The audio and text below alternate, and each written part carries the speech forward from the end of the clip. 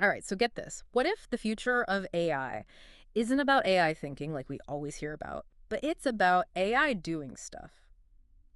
Hmm. That's what this deep dive is going to be about today. Okay. With this Alessandro Perilli newsletter that you sent over, you know? You Yeah. ready to have your mind blown a little bit? Let's do it. Okay. This idea of AI as a doer is really interesting. Yeah. We're so used to hearing about AI that can, write poems or have conversations. Right. But what about AI that can take, like, real-world actions beyond the screen? Yeah, exactly. And that's exactly what Alessandro is saying. He's Okay. arguing that this might be where the real revolution happens. Right. And he points to Klarna as like a prime example. Okay. Klarna, the financial services company, and they've gone all in on AI customer service, Yeah. like to the point where it's like they have 700 extra agents on call 24/7, just like that. Wow. Can you imagine? That's a ton of support requests that are just handled instantly. Yeah, that's a bold move for Yeah. sure. Um, there's definitely a lot of buzz around AI customer service right now. Right. Companies are really eager to streamline their operations. And let's be honest, Oh, I know. potentially cut costs. Right. But Klarna claims this isn't just about efficiency, though. Okay. Like they're saying this is about improving the customer experience. Okay. Faster response times, personalized support. That's what everyone wants, right? Absolutely. Yeah. But there's definitely a learning curve. Yeah. We've all seen those stories about AI customer service kind of going off the rails. Oh. Like that Air Canada chatbot Oh my God. that started inventing refund policies. Oh man, that was wild. You would think a company as big as Air Canada would have that Yeah, totally ironed out. right. It makes you wonder, are we really ready to hand over the reins to AI for something as crucial as customer service? Yeah, it's a valid concern for sure. Yeah.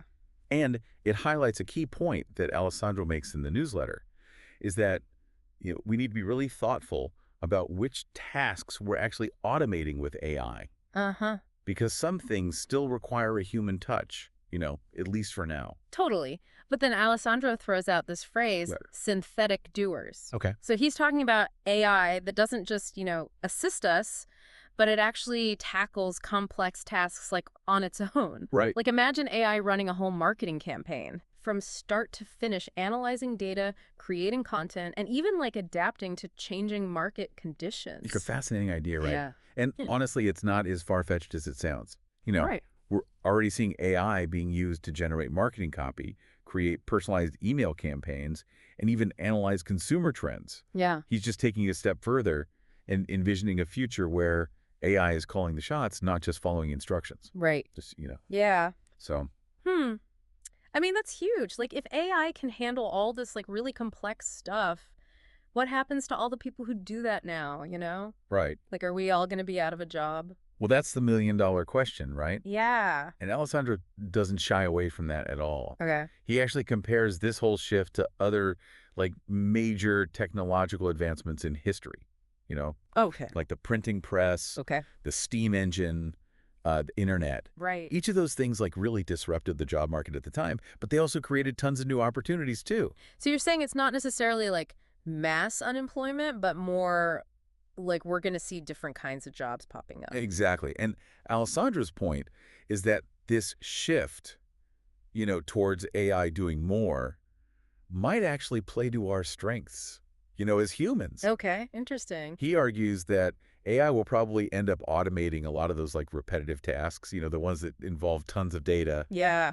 And that could free us humans up to focus on stuff that requires creativity and critical thinking, all that good stuff. It makes sense. AI can handle the spreadsheets and all the data analysis, but it's still got to be us humans coming up with the big ideas. Right, exactly. The strategic decisions, all the things that need that, that unique human spark. Exactly. And think about fields like design, Yeah. or writing, or even therapy. Yeah. These are all areas where human connection and intuition are super important. Right. It's really hard to imagine AI ever being able to fully replicate that. All right, but what about this whole thing with AI-generated visuals? Okay. Alessandro talks about that too, and how this technology is just Oh, advancing so fast. yeah. He even mentions that crazy video of Will Smith eating spaghetti. Have you seen that one? Oh, yeah. It looks so real. It's kind of freaky. I know. It's crazy how realistic it's getting. Right. And Alessandro's point is that this AI-generated visual stuff could totally revolutionize all kinds of fields, Okay, like what? like filmmaking, advertising, even just how we talk to each other, day to day. So, like, if AI can make these photorealistic videos, write jingles that get stuck in your head, maybe even, like, write a movie script, what does that mean for creativity, you know? That's a great question. Like, are we going to start seeing AI-generated blockbusters and, like, chart-topping pop songs written by robots? It's totally possible, and it brings up some really interesting questions like, Like what? well, if an AI creates a piece of art, who owns the copyright? Is it the AI or the programmers, Oh, And even deeper than that, like, what does it even mean for a machine to be creative? right, sure. Is it just algorithms doing their thing, or is there something more going on there? I mean, those are some seriously big questions, right? And it all kind of gets to the heart of Alessandro's, like, final point, which honestly, it's kind of a brain twister. Okay. He asks, would you rather pay for an AI that helps you think or an AI that does stuff? Hmm. Yeah. That is the million-dollar question, isn't it? Yeah. So on the one hand, we've got AI that can generate text, translate languages, write different kinds of creative content, Right. basically tools to like enhance our thinking. Yeah. But then on the other hand, what if AI could just like take care of those tasks for us completely? Okay. Like actually do them. Like running that marketing campaign we were talking about. Exactly. So are we talking about like a future where we just kick back and let the AI handle everything? Well, not necessarily. Alessandro isn't saying we'll all just become couch potatoes or Yeah. anything. It's more about recognizing that both types of AI have huge potential, right? Mm. And maybe the most exciting possibilities are going to come from like combining them. Okay, I like where you're going with this. Give me an example. Okay, so imagine like an AI that can help you design your dream house. Okay. So it takes your ideas, your style preferences, even your budget constraints, and it generates a bunch of different options for you. Uh-huh.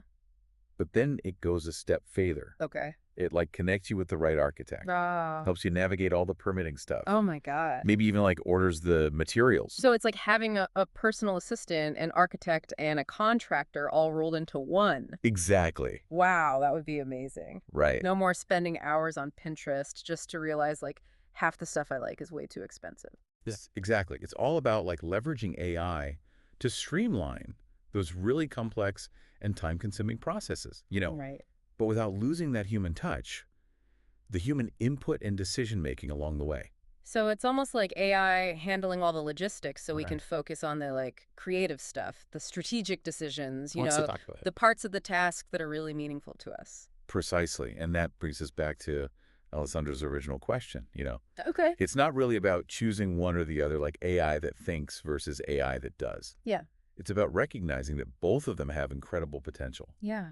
And then asking ourselves the big question, how can we use these tools to shape a future that actually benefits everyone?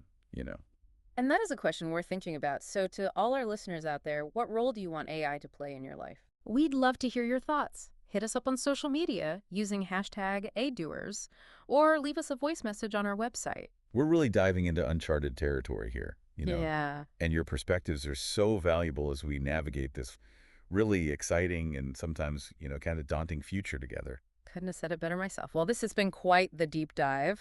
Yeah, it has. Until next time, everyone, keep those AI questions coming.